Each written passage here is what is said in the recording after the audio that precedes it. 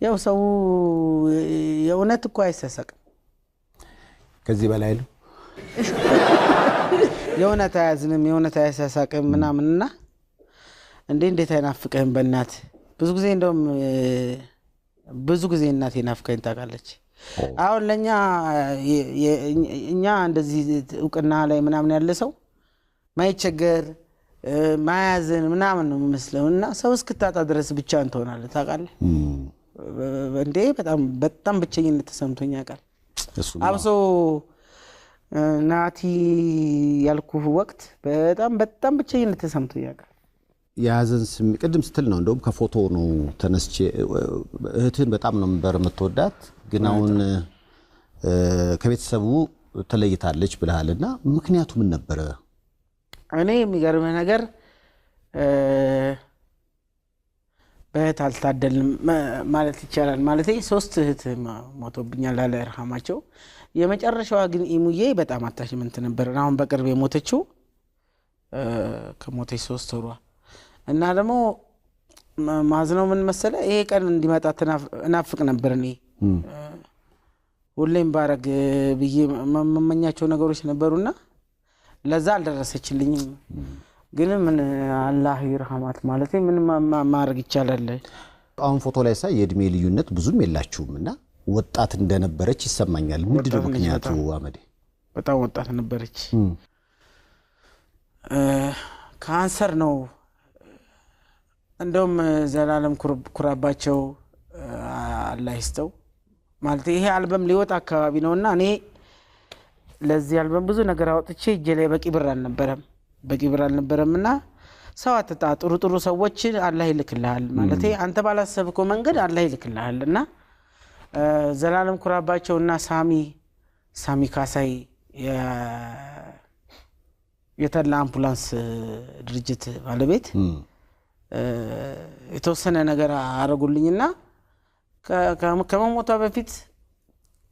ያው እኔ ጋም ትንሽ ብር ነበር አንድ ላይ አርጌ ምናምን ውጭ ሀገርም ሄዳ ታከማ ነበር ግን አላህ ያፈቀደው ነው የሚሆነው አሁን እንደውም አልበሙ ሊወጣ አካባቢ በቅርብ የፖስተትኩ ነበር መፖስተትም ምናምን ማልወድም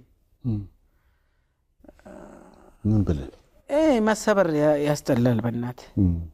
በጣም ነበር የምወዳት እና ደግሞ በጣም የተከበረች ጥሩ ሴት ነበረችና እህት ብቻ አልነበረችም ለኔ እናትም ጓደኛ ምንም ነበረች እና ደግሞ ተከተዋነኝ እሷ ነች ያሳደገች አላህ አላለው ምንም ያው በህይወት ውስጥ ስትኖር የኮ ለኛም የተቀመጠ ጣፈንታ ነው የጊዜ ጉዳይ ነው እንጂ አው ግን አንዳንዴ ታቃለህ አሁን ምን አለ ብታይላል አሁን ደግሞ ጥሩ ሆኖልኛል ይሄ አልበሙና ብትኖር ብታይ ደስ ይለኝ ነበር በስራዎች ብዙ ታበረታታህ ነበር በህይወት ዘመኑ እንዳጋጣሚ ሆኖ እኔ ወይ እድለኛ አይደለም ታቃለህ መጀመሪያ አልበሜ ልክ ሲወጣ ልክ ሊወጣ አካባቢ ነው ማዘሬ በህይወት ያጣዋተኝ አሁንም ደግሞ ልክ በቃ ጨርሼ ደረስኩ ስል ደረስኩ ስትል መነጠቃ ያስተላ እንደዛ ነው የሆነብኝና ግን በቃ አላህ ምክንያት አለው ባክ መቼም እሱ አንድ ነገር ሳያዘጋጅ መቼም እንደዛ ያረክ እና ካንሰር ነው የጡት ካንሰር ነውና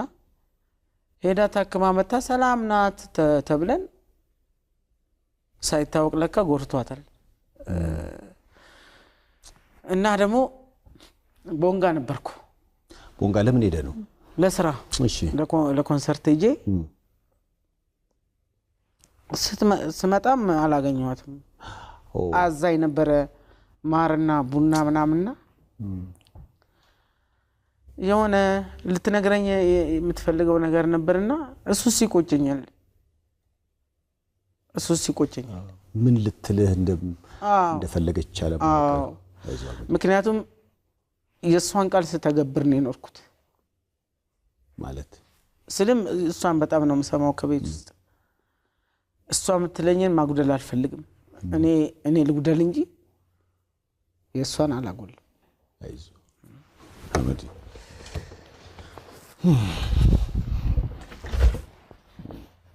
አይዞሽ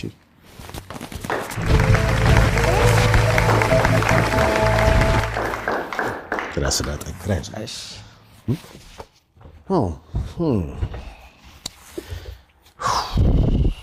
ህይወት ላይ እንዲህ ነገር ያጋጥማል። ስለ አዲስ አልበም ስለ ስኬት ለማውራት ተገናኝቶ ያዘን